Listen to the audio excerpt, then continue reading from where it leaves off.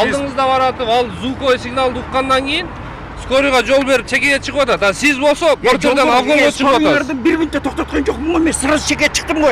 Жок, сиз токтобойсуз ошо портерге окшоп чекеге чыгып. Ошо портердин алдында өтүп эле токтодум го.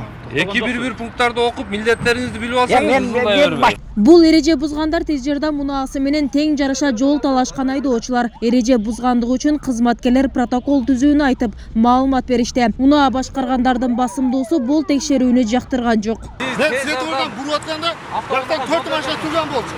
Бир фит турдум, көк. Анан бияка өттүм. Ал красныйга өттү бияка. Бияка аны тосуп туруп, анан бияка өттүм. Жүргөндөн кийин силер сигнал көргөндө мен сразу оңго бурдум. КамАЗдан өттүм.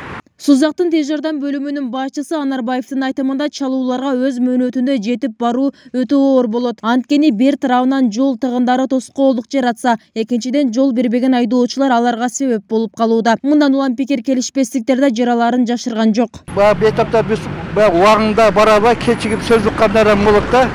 Айтып турсак да кээде биз соткадагы эмелерге тартып алабыз ошо жол бербегендердичи.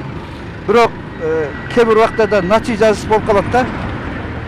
Айрыкча мына центр жерлерде эмеде баягы өтүш үчүн 10-15-20 мүнөт убактыбызда кетип калат да. Пробка болуп калат.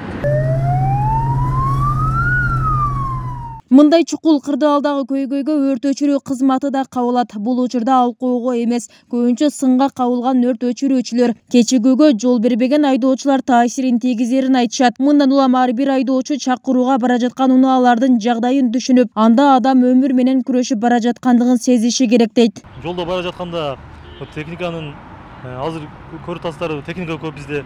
Ошол жолдо пробка болуп калышы мүмкүн. Ошол өз убагында өрт каталган жерге өз убагында бара албай атабыз да.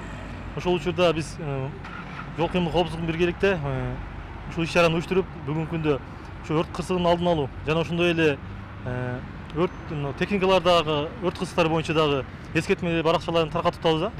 Жогорудагы кызматтардын кайрылуусунун негизинде Сузак районунда маяк аталышында рейд жүрдү. Анын максаты жол эрежелерин сактоо менен чалууга бара жаткан кызмат унааларына жол бошотуп берүүгө үндөө болуп саналат. Анда 20 чакырым айлама жолдо аталган кызмат унааларын өткөрбөй, маякка жооп бербеген 15 айдоочу катталды. Алар мыйзам чегинде 10 000 сомдон айыпка жыгылды. Сузак районунун борбордук көчөлөрүндө жайгашкан больницага кирген көчөдө ошол ооруканага келген жана ал жерде базар иштер жайгашканына байланыштуу автоунааларды туура эмес алып келип токтотуу, жол тыгындарын пайда кылуу көп катталат.